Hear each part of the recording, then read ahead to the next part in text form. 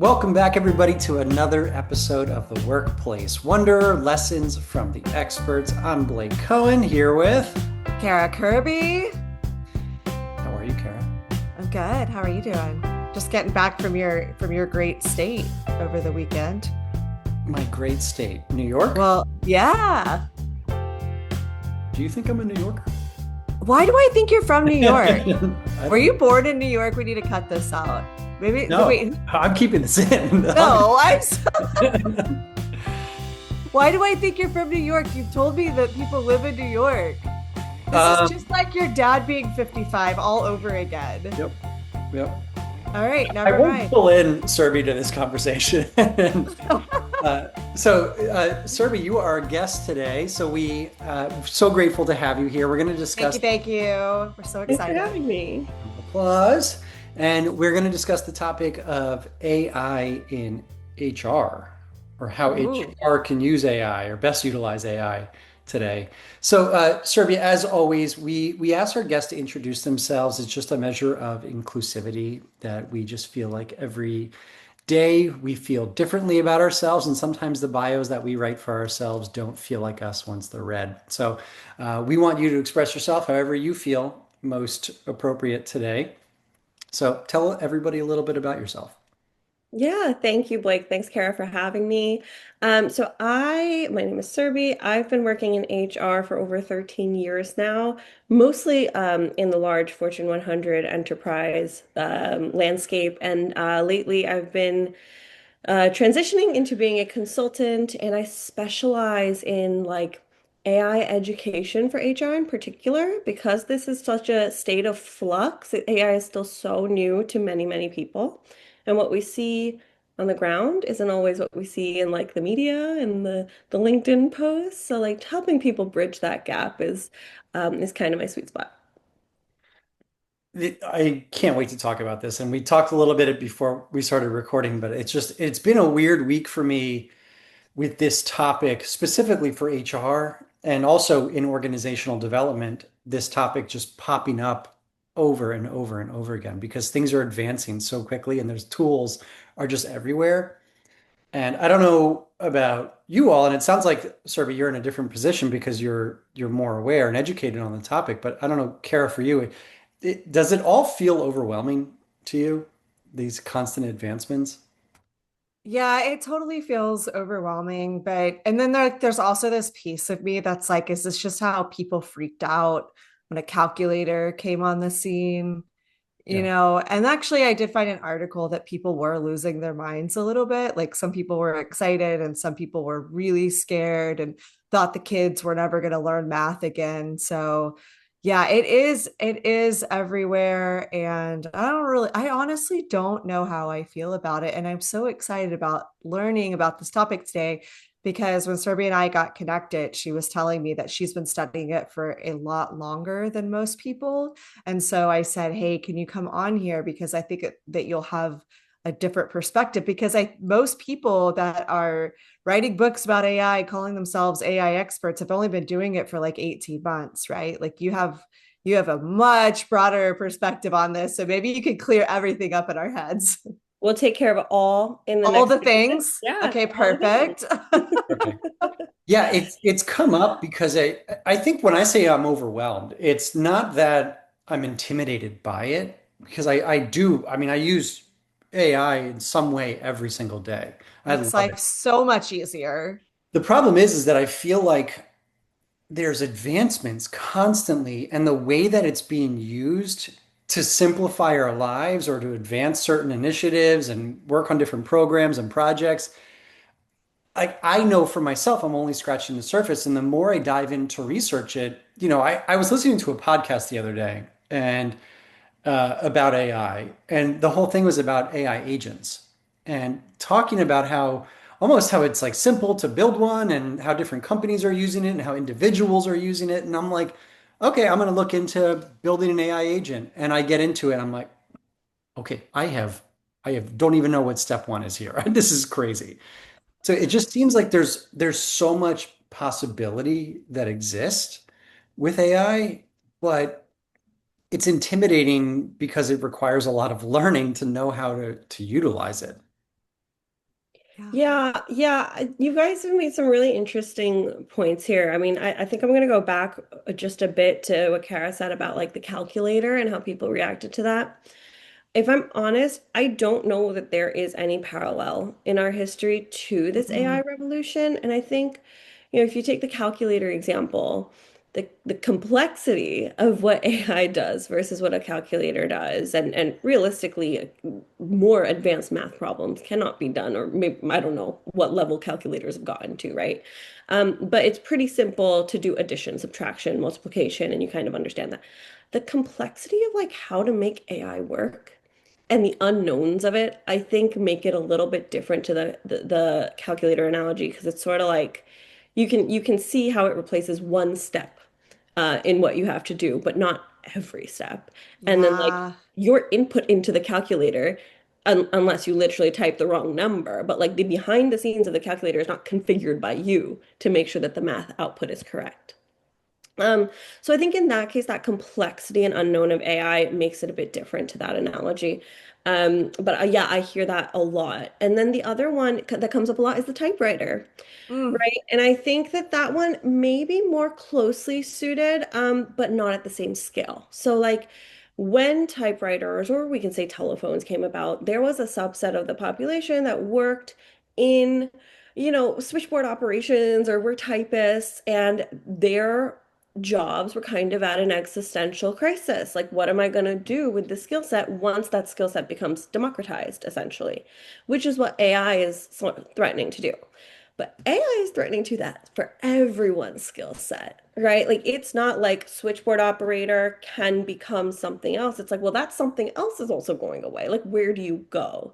So I think it's like that X 100, X 1,000, it's much bigger. And so that's where I'm like, I don't know. I wasn't really very aware of what the dot-com bubble was like and things like that. Like this is like a massive industrial shift. Yeah. Um, it's hard. I would say it's hard to describe it because we haven't been through something like this before, but it's also very easy to understand like basic human nature is it's very unknown, it's very big, and it's coming very fast. That's scary. Hmm. I think Can we've we? also been conditioned. Sorry, Care, to cut you off, but I don't want to lose this point, is that we've kind of been conditioned by movies and TV to believe that eventually AI is going to take over the human race, Right. way before AI ever became a thing. So like Yeah. we're all anticipating there's this underlying fear of the Terminator coming true, like And under and all if of you read us. the headlines, like they're working on it, It right? kind of They feels like that way, yeah. AGI, or Great, great. all this stuff is around the corner. It depends on who you talk to, but yeah. I don't know. This is Okay. also why I say please and thank you to ChatGPT as much as possible. It never Yeah, hurts. right.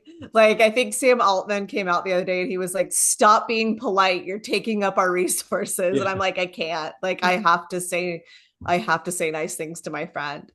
Okay, so before we get too far down this path, will you take us a step back and talk to us about you and your career and how you started like with I'll let you tell the whole story, but how you started learning about AI and like and where this all started.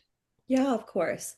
So, like I said, I've been working mostly at the enterprise level, and I wasn't studying AI per se, but I just naturally fell into AI application because of the nature of my job being in HR, between HR operations and transformation, and HR technology, I'll say like a major Fortune 500 that was also very innovative and experimental for the last decade. So it just put me in this sweet spot to experiment and learn a lot. That same company is now on a consolidation journey, right? So that same experimentation actually is not there. So it's about just right place at the right time is what happened to me. And interestingly, I would say like AI's been around for over a decade. And I think that's probably one of the misconceptions of it as well is how how different AI is. Like that's such a broad category of things. So you've probably heard like machine learning and deep learning and things like that, which is essentially just pattern recognition, which is the foundation of what we have today. And that's been around for over a decade. And so We were building knowledge repositories back in 2015 and surfacing, answers to questions to employees. That was the first step. And funny enough, I had a new boss come in. I had a transition in leadership, and my new boss came in. And he was like, "I heard we do AI here. Like, let's see it." And we showed him, and he was like, "This isn't robots. This is, like he was kind of underwhelmed by it because truly, like a lot of AI is like not the sexy, flashy stuff. It is about getting knowledge and data correct so that it's almost like a shortcut for you to be able to get some insights, get some information really quickly and make you more efficient. At least that's what it's been for the last decade. So I've just been able to evolve a lot. I have to say that two of the smaller HR startups that we experimented with have now been purchased by the big guys. And so I'm not using any names right now. I don't know whether I should or shouldn't, but like we've had success as well in identifying really great algorithms that work really well and that then get identified in the industry as leading products that get swept up then. So it's been a great learning being able to build from the ground up some of these tools, also have that enterprise level support of like the big tools and best practices and the security blanket that comes with that. And a company that was very innovative. And so that's what led me to when I left that company. I actually by chance went to an OpenAI conference that was local to me. And it was sort of one of those like, I probably have no business going here, but what else do I have going on? I'm going into consulting. I want to meet people. And I kept up without all of it. I was able to talk with the experts. I was able to apply my use cases, bless you, and think about think about like what they were saying, how they were describing AI and how it applies in the HR space because it wasn't specifically to HR. But just that was the confidence boost that I needed. And there were also some learnings from that gave me a foundation of like I know how to do it. And I know the words, but if you really ask me what does that word mean, I couldn't tell you. I Right. wasn't really using it in vendor conversations in a strategic way. I was just kind of saying like, yeah, I know Gen AI. I know LLMs. Like, yeah, you say LLM, you say NLP, like I'm with you. But what's the difference between those two? And that type of thing. So the confidence boost that I got then when I left the company and did a little bit of foundational learning on my own took me to the next level, I would say. And so that's what I have kind of realized is I think any HR person could be really effective in this space.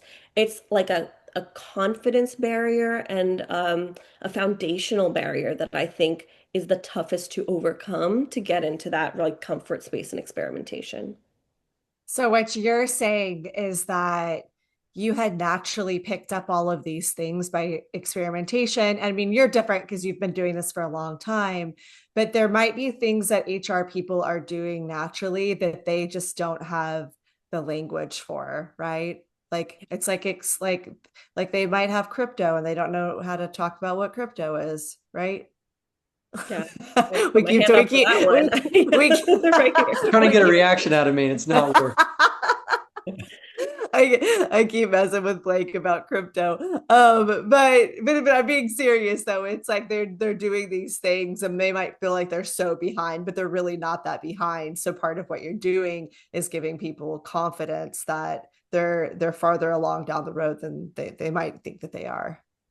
Yeah, I would say yes, that's true. I think there's also a confidence in knowing that there is still a need for the HR skill set in a world Mm-hmm. that say Oh, AI really takes over. What does your role look like? What has all this been about that you've built and all that knowledge in your head? Like, is that all for naught?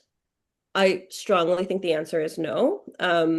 Hot take is my hot take today is probably that we're actually knowingly as not just the HR industry, but across industries, kind of walking towards this cliff of lack of domain expertise in whether that's 5, 10, 15 years. I can't really predict, but if we do not continue to learn those fundamentals of, let's say, benefits or payroll, how do you verify that the AI has it correct? How do you innovate in that space? So there's like kind of this, there will always be a need for domain expertise. I believe no matter how good AI gets, because that's where growth comes from and innovation comes from. And I think that there's sort of been this pullback in the corporate world of, well, we don't need as many people to do the things because AI can make us a lot more efficient. And that's true.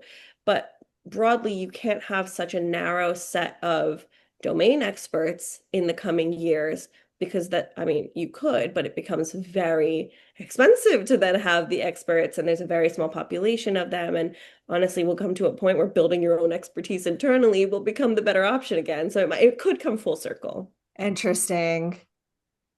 Yeah. Well, I'm curious though, with in specifically looking at it through an HR lens. So, what is AI? How do those two overlap? Like, could you give me just so I can contextualize a little bit some examples of let's how HR is using AI? Yeah, absolutely. So I think that a lot of HR functions today are actually not optimized to be HR. And they get bogged down by a lot of administration for starters. I think the other thing is there is so much data and analytics work that should go into a properly running HR function. Whether they're able to do it or not is one thing, because of the administrative work. Um, but when it comes to things like career development and succession planning, I think there's so much more. I don't know that I've seen a company really knock it out of the park because they get bogged down in all the other stuff. So it's really easy to take the case of new hires, and sending out automated offer letters and interview scheduling and things like that. We hear about that all the time. But if you think about that going away, like as in the administration of that going away, then you'll kind of create a team that can elevate what they do. And that is the true like human aspect of the human resource function. Yeah. And the best companies that I've seen is actually they've been planning this sort of reallocation of talent once the AI comes in, not so much the reduction of talent. There are organizational changes that come with that, but it's about elevating the function. It's about um, upskilling the people. Like that's where I think it's landing the strongest with great leaders and also a really energized team for like excitement of what's coming versus fear. So, looking at AI as a tool to help handle a lot of the day-to-day tasks that are very time consuming, that don't necessarily need human eyes or hands on anymore. And then being able to focus more, use your energy and use your expertise and skills and education to focus more on developing the human aspects of the workplace. Exactly, exactly. I can kind of phrase it. One company I work with has really beautifully put it that they're going to move their talent from talent acquisition to retention, right? So it's less about the hire administration and more about understanding what motivates their employees to stay, maybe doing more stay interviews, doing more employee surveys where you can act on the feedback. So the importance of talent retention then and the impact that you can have in that space really increases the more you can put dynamic human thinking in that space. That gives hope, right? Like that's better than the Terminator outcome is. We're just leading up to it. This is just the process of AI is now handling the hiring. And Ugh, then actually that bothers like the idea of AI handling hiring well, yeah, like that scares me. That almost Terminator scares me. but that's where I wanted to clarify because I can hear naysayers saying, okay, great. So now AI is going to be scanning resumes. What about there is the intangibles when it comes to hiring somebody. And Yeah. there's certain aspects of personality and skills and potential that only a human can judge. And you can't really do that based off just scanning a resume or looking at a cover letter. Um, so how do would I be correct in just assuming that basically AI is handling the beginning parts of parsing out potential qualified leads for hiring, and then HR steps in to handle the interviews and looking for those intangibles? Yeah, I think that we're still, again, going back to the fact that AI is still so new, especially at this level of sophistication, it is still so new. So I think there's every company is basically experimenting with what is that sweet Yeah. spot. And I have to say, I don't think that I've seen a case where AI makes the hire, right? And I think there's a lot of the fear of it is AI is doing the hiring now, or AI kicked me out. And like maybe AI did kick you out, but it's probably based off of a rule that was set, right? And I think we need to just, because it's a whole rabbit hole we could go down, put aside the bias and the ethical training of AI to just make sure that it's kicking you out for a reason that the company has established and not for an unknown bias that's in the system. So putting that aside, if you think about simple like kick out questions, there are so many examples that I see of recruiters posting like, look, I had 1,000+ applicants, but half of them didn't even meet like the basic qualification of X or Y. And so that is sort of AI auto booting you out. So you may immediately get a 2 a.m. rejection, but it's because, and you probably knew that there was some aspect of that that was a stretch for you. And a lot of companies, in fairness, say you may not be fully qualified, but still apply. Um, Also, yeah. something I think about with that too is that, like, I think this goes back to your earlier comment that, like, it might get to a point where sometimes you almost have to get back to basics. Because now there's been applicant tracking systems that have been in place for a very long time inside of HR, right? Like, so these resumes have been getting booted out because of a system for a very long time. It's not just because of AI. However, the public's knowledge of how that works, right? Like, so maybe it was 5 years ago, somebody was applying for a job, I would be like, you need to look at that job and you need to take the words and you need to take those words and match them on your resume because you have a computer that is reading that and it will boot you out. So you have to outsmart the system.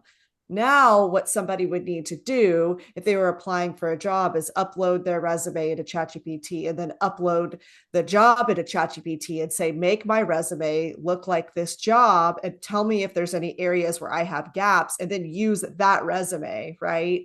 So, like, now the public also has the power of machine learning and ChatGPT. So Right. that's going to actually cause more of a problem for organizations because they've had this system that allows them to have a little bit of less work when it comes to resumes, but now the public also has that power. So it'll be interesting to see. Is that right or wrong? Sorry, I just needed to get that out of my head. No, you're right. You're right. And hacking HR is a whole industry of itself. And so people try to find the loopholes. Then there's people who fill those loopholes. And so you're finding more loopholes. There was the white font on your essay, right? Of I your was gonna essay say this assignment. one. Yeah, Yeah. someone Wait, recently what is did this this. one? I forgot. I You don't know like this one. you Go take the ahead. job description, copy and paste it into your Oh, resume, but in like yeah. this smallest possible font and in white, the color white, so that it can't be seen. But the AI is scanning it and seeing the keywords that are existing within it. Yeah. So Interesting. there's and this is where the importance of humans comes back in, right? Because the concept is called humans in the loop. And that is basically that decision points and quality checkpoints should really have human intervention within the process. So as you get into agentic workflows, which I have not seen successful agents as yet, but agentic workflows, that is where you need to sort of make sure that ideally before you're rejecting all these candidates, like I would still say a 2 a.m. rejection is not a good look, right? If you've just applied at midnight and the AI just kicks you out. But maybe that the recruiter gets a quick look of like, look, these are the group of applicants today that came in and for X reason I'm going to reject. And you just kind of hit okay. Having some type of built-in that reduces what 80-90% of the recruiter's time parsing through it. But if the system has said like certain things are qualifications are not met, and meanwhile, I should say, meanwhile, you have applications who meet your need, right? I think there's also a difference of I only received 20 applications and I need to find the best fit person for that. They might not be the perfect fit. Those cases, I think recruiters are using AI a lot less, and that's where the human judgment comes in as a really important aspect. So we know in today's economy, in the job market, maybe there's fewer and fewer roles like that, but they do still exist where recruiters have to work really hard on sourcing talent and work really hard on identifying who out of the small applicant pool is best fit. But if you have a thousand people and out of that, maybe 50 are actually suitable for the job, it's not a matter of whether you're qualified for the job or not. And that reality has always existed. I think it's just like this heightened awareness and the rapidness of response that just kind of hurt, stings a little bit more of like the machine did it. It wasn't even a human that I think has like made it more painful for the current job market, the people in the current job market. And you have virtual work now, which makes it so that you have so many more applicants. True. So Yeah. I like that point that you said. It's like you're always going to have these jobs where there's a lot of people qualified for it, but now it's in your face when like you might not have even known if that job existed to apply to it to get rejected from it, but now everything is available. It's so, yeah, everything is visible. That's the broader theme with AI too, is it's just there's so much knowledge out there. There's so much information out there. Every day there's new stories. There's, you see thousands of applicants. You see how many people are being rejected and telling their stories in LinkedIn stories. It's just too much for like the human brain to process. Yeah. Well, and it's evolving so quickly that there is no way you can feel entirely secure and caught up with what's available. I just don't think it's possible. Do you know what, Blake? You're right. You're right, and I agree with you on that. But I think if you think about the iPhone of 2003, gosh, I don't remember when, I think it was 2003 it came out, and the iPhone of today, fundamentally, it's the same concept, right? But it has evolved over time. And there is a subset of people where every year with the most minor change, they're like, whoa, new iPhone, gotta go get it. Yeah. But also at the same time, there's updates in between, right? And you see people being like, "Have you seen you could do this with photos?" It is super cool, but it's not as revolutionary as the first iPhone. So I think that is like what ChatGPT 3.0 gave us is sort of that revolutionary step forward. And there are definitely advancements being made, and it's a lot of it is because of this, like people are hacking it, people are improving it. There was that experiment with ChatGPT 4.0 where it was like overly friendly and overly positive, and people were like, no, no, no, that's so artificial, right? And so, yeah, I see those like this company dropped a whole new playbook. It's a game changer. And Yeah. truly, nothing, if you understand the basic concepts of what existed in late 2023 when ChatGPT 3.0 kind of first launched, we're not it's not too late. Like we're not that far ahead. It's not launching another rocket. It was a Right. rocket, and now it's just kind of getting a little bit better. No, but okay, I'm going to push back for a second. Mhm. Because I see what you're saying, and I think you're right. And I don't think the general model of ChatGPT, for example, hasn't changed that much. It's just been small advancements.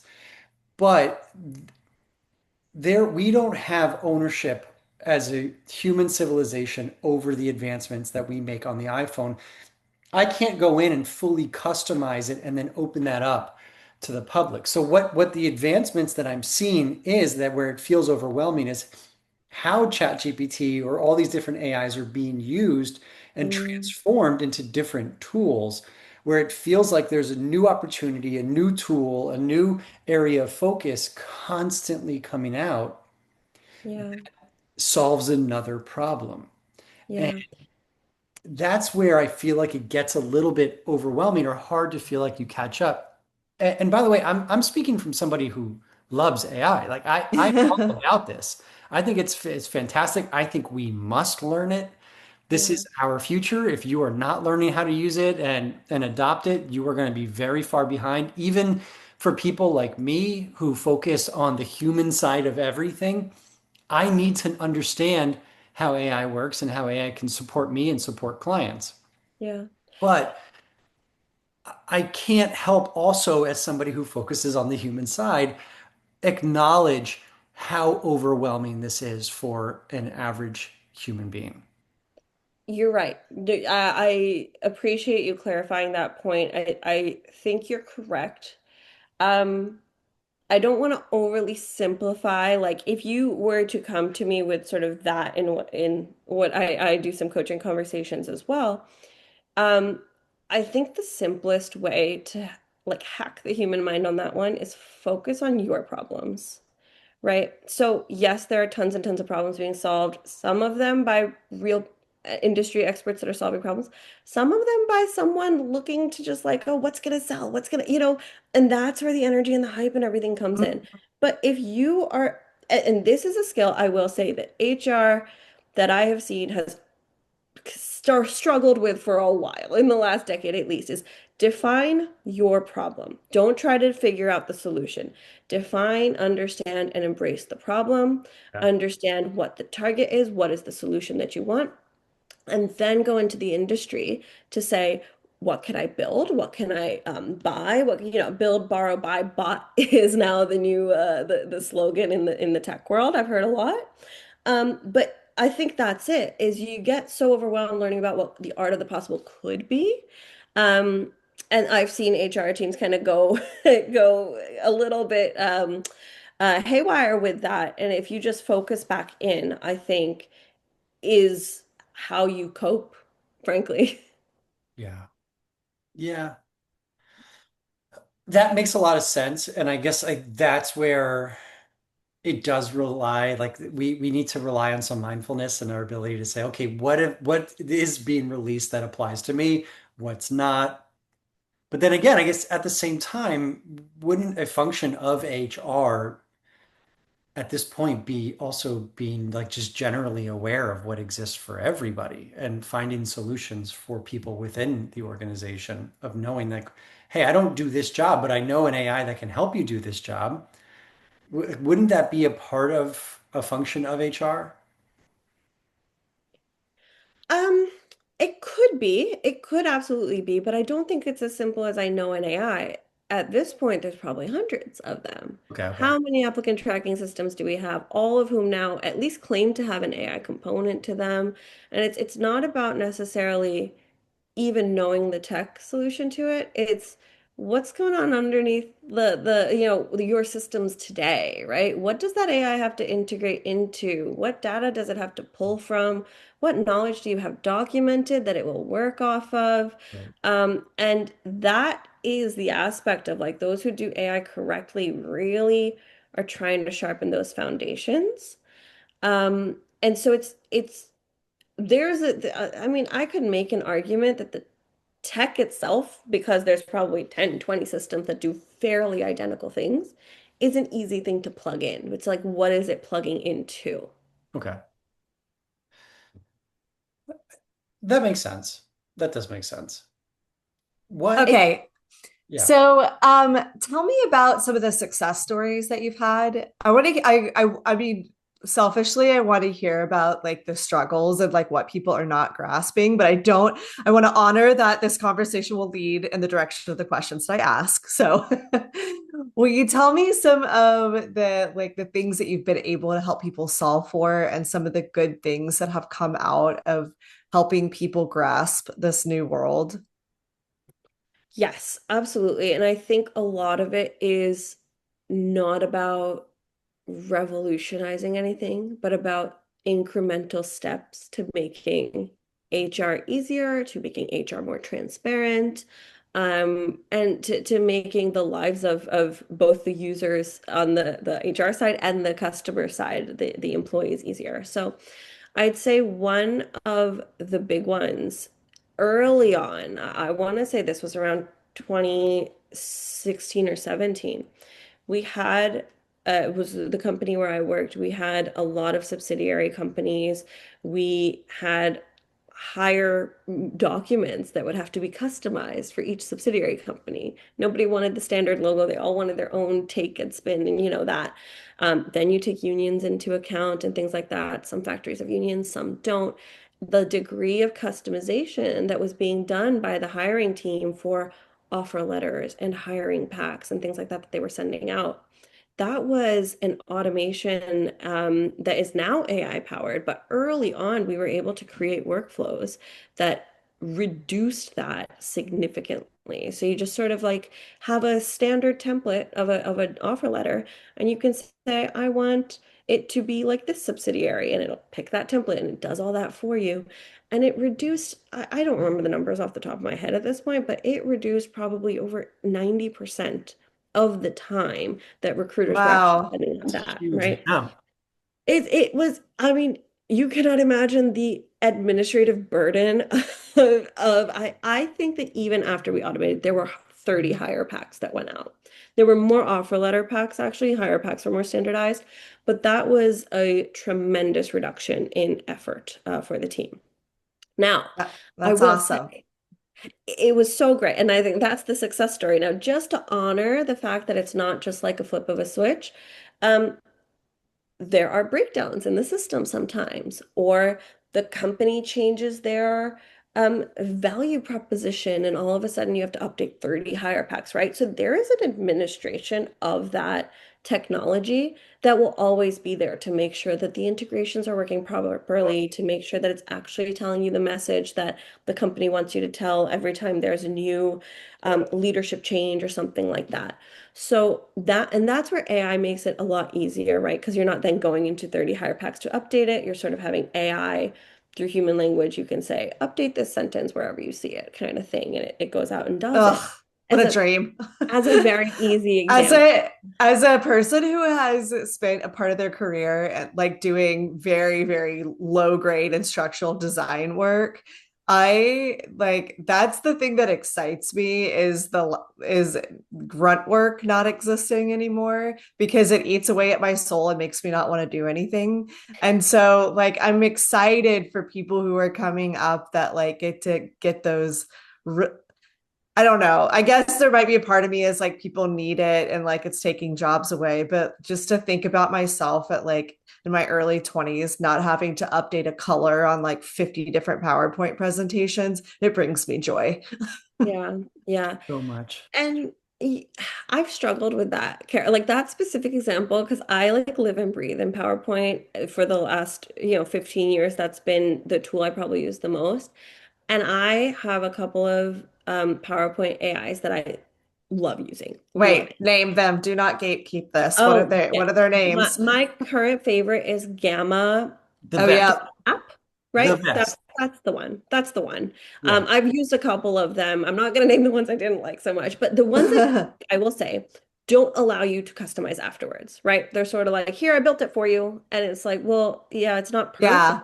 I need to do some stuff with I it. always use Gamma as a starting point if I'm going to use that. I use that as a starting point and then I upload it into Canva and then I do like prettiness there. Same. That's what I do as well. Yeah. You notice with Gamma is sometimes it'll create images for you, but it has that like weird thing that AI does where the words in the image are like some other, they look Yeah. like an alien Yeah. language. Yeah. Yeah. So But Gamma is that's awesome. there's a combination of like ChatGPT and Gamma now that I use for like most of the stuff that I do, and it makes it a lot easier. But then I kind of enjoy the activity of tinkering with it afterwards still for a couple hours, making it like exactly how I want it. And I think that's something in we as humans can decide, like, do you value that time that you're spending tinkering on something that probably won't make a big difference to the audience? I couldn't tell you how many times I look for the perfect arrow. Like the amount of times I look for like, oh, I want it Oh, to be a fun no. arrow and a solid. It's so relatable. This nerdy little group feels you Yeah. very deeply. Well, but can One I of my just say strongest that friendships, yeah, it's based I'm on arrows. yeah, exactly.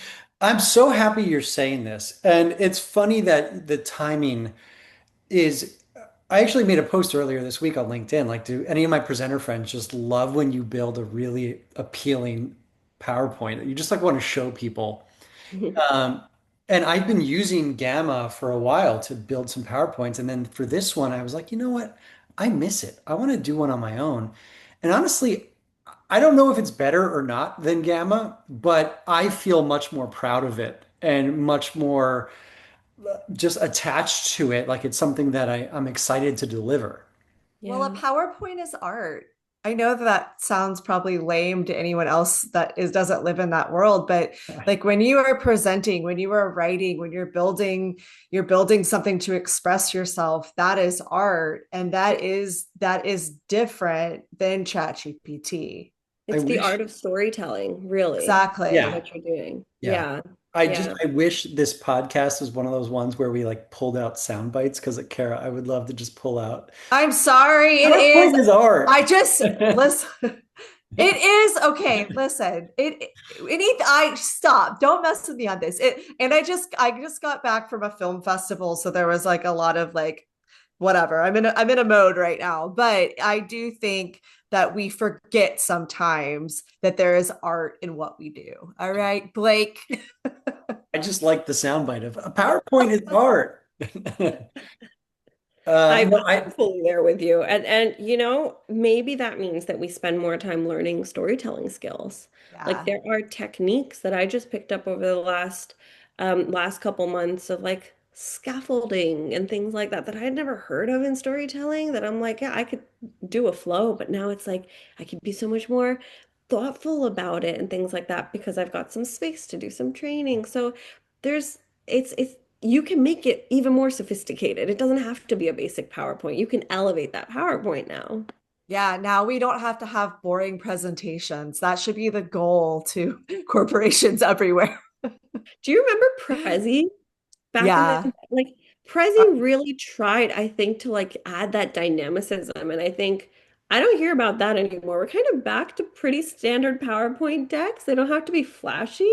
They just have to be easy to follow. yeah. I gave this training. We used to get people prepared for conferences and like we used the book Made to Stick a lot, right? And it was really fun to see how transformational it would be for people to just learn some basic things and then like come alive on a stage. I know I'm lame today, y'all just bear with me, but it was true.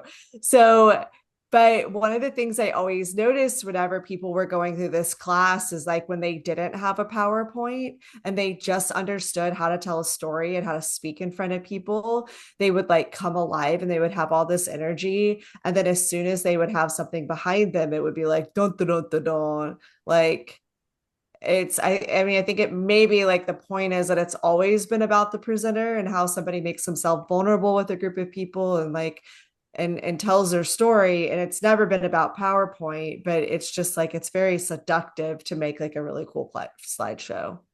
Yeah. I mean, we've seen those presenters that like have a bunch of words on the slide in the back and either Ugh. they're not talking to that and you're just reading the slide because I don't know what you're saying. I'm busy trying to consume all this information. Or they put all the stuff on the slide and then they read it word for word. No, that's It's no, so painful. so painful. That's like a big no-no. Once in a while I'll do that, but I'll actually say I'm going to read this word for word because I think it's important how it's written, and I'll do that. But otherwise, yeah, that's one of those lessons you learn. I think the more conferences you go to, or the more times you speak somewhere, you learn that people really don't like that. But Yeah.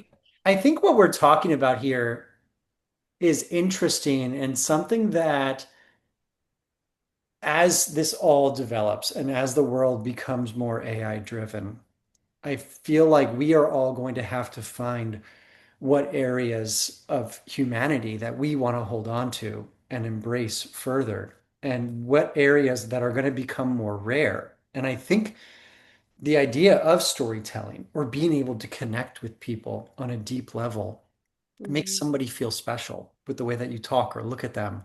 I think all of these things are going to become even more important over time. And so we're going to have to decide as the pendulum starts swinging back and forth, because I have a feeling we're going to go into a place in the next couple of years that it's everything is AI. And then the pendulum's going to swing. People are going to get sick of that. And it's going to go back the other way. And then eventually it's going to settle somewhere in the middle. And I think it's up to us to really figure out as individuals, what do we want to hold on to that we're proud of with our work? And what do we want to rely on AI as or AI for as a tool? I love that point, Blake. I wrote a blog post about this not too long ago, and what I how I phrased it was when AI is the standard, the human touch becomes the differentiator. And that's not only in like HR, where we do a lot of work and human connection, but that's true of like brands and companies, right? If everyone's experience is the standard AI blah, how are they, how is that brand standing out? I don't know if you've seen like there's a lot of people on LinkedIn right now, or a fair amount in my bubble, that are creating these like, this ad was made totally by AI. And it's all a picture of a single individual, typically a woman, holding an item, a single item, and like a name and a thing. Every ad can't look like that. And I know there will be more differentiation Yeah. as AI gets more sophisticated, but really there's only so much that you can do. And there's something about like the creativity that comes with is that ad going to appeal to me if I've seen 13 other images like that? Probably not that Yeah. day.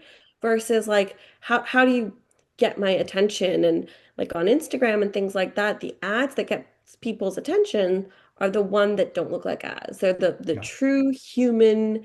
I used this and I loved it, and it's that parasocial relationship that you have with the influencer, that like you kind of trust them and they provide stuff that you liked before. Um, None of that can really be AI. That person can create their content more easily with AI, but what sells it is the human connection and not the little ad that you made, like the one pager. Yeah, I see a lot of it on LinkedIn. It's funny because the more you use AI, the more you can recognize AI. Hmm. Mm. And the more it just feels very vanilla and there's no flaws. And even if there is flaws, it feels like a forced flaw. And it's like, I don't know, something about it, it almost makes my mind just shut off and just skip to the next person and not even read. Oh, that's interesting. Yeah. Yeah. Or like the AI voice on videos. Those Like there's freak me a couple out. of AI voices that I'm just like, I can't listen to Yeah. it. Scroll. The AI, I keep seeing these ads for AI salespeople that like they'll make sales calls for you. And like that's where it starts to freak me out a little bit of going, okay, that's getting a little too close to home. You're now replacing a person like, with an actual voice. And I don't know, that feels weird to me. But we only have a few minutes left, so I don't know if we should dive into that whole topic.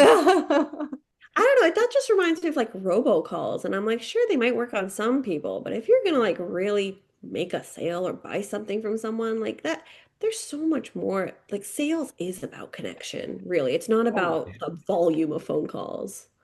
Yeah, I guess it's just something that like we keep being fed on Instagram or social media, like these clips of it being like super successful. And this is the future.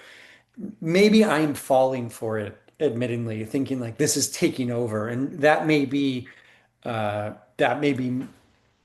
issue. And I got to look at that myself. Is that I Yeah. think maybe a lot of us are, but I think a lot of us, or at least for myself, I see these things come out. I'm like, here we go. Salespeople are going by the wayside now. Did you Like, see? I think it was Klarna that they did reduce their customer service staff by significantly due to AI, and then they had to reverse that Yeah, they decision hired him back. Yeah, because they yeah, wasn't able to do it. yeah, totally.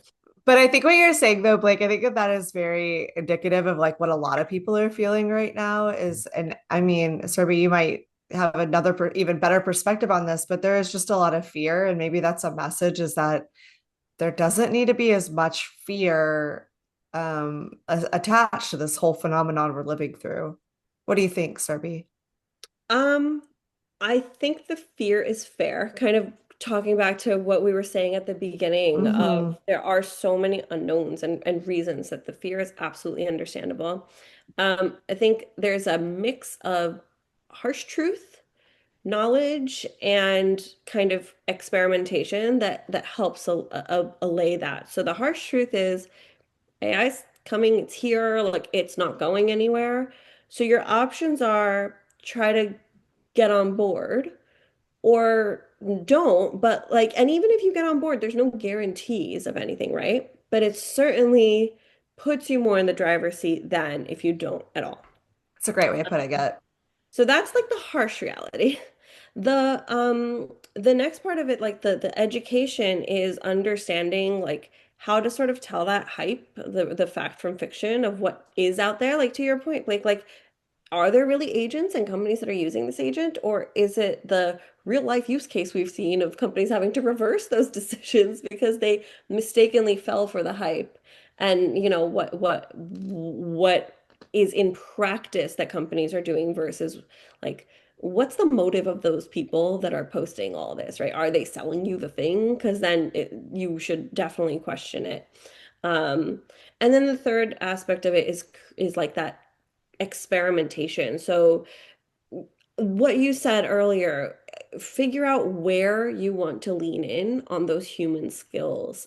There's some awesome work, and in learning and development, you probably are familiar with the concept of T-shaped roles. Mm, Are you familiar with that? So it's like you have your expertise and build that, but start to like become more knowledgeable across a wider variety of things, including AI. So you don't have to go deep into AI, but whatever your deep expertise is in, learn some compatible skills that give you this T-shaped experience that make you a much more um, effective person in your role and appealing person to keep around or hire. And like none of that's a guarantee, but my opinion, my thought for myself is, what choice do you have? Hmm. True. You're right. I mean, we've got to be able to expand. Like there's that stupid saying that keeps going in my head. It's either adapt or die. And yeah. it's kind of Yeah. true right now. We're in like a process of rapid adaptation that's required of all of us. So you have a minute left. Exactly. So I know you have a hard stop at 2, right? So um, is there anything that where can people find you? First of all, actually, let me say Thank you. thank you. Yeah. It's Thanks for been having me. so enlightening. So thank you so much for coming on and educating us and hopefully the audience. Where can people find you if they're interested in learning more from you? Yeah, so I have a website called crescendohrsolutions.com. That's where a lot of my it's high level, but you can contact me there for like more information on the AI education work that I do. My LinkedIn is Surbhi Ugra. I don't remember how it's like Surbhi-Ugra or something like that. So if you see my name written, you can find me pretty easily on LinkedIn, and I would say that's the best place. Awesome. We'll make sure we link all of that in the description. And so thank you so much for this. I think I had a great time. it's definitely expanded the way I think about the topic. Yeah, absolutely. We so appreciate your expertise and coming on and, giving everybody an education. I appreciate it. I'm trying, and it's been a lovely time talking with both of you. Thank you for having me. All Awesome. right. Thank you. Have a good one. You too.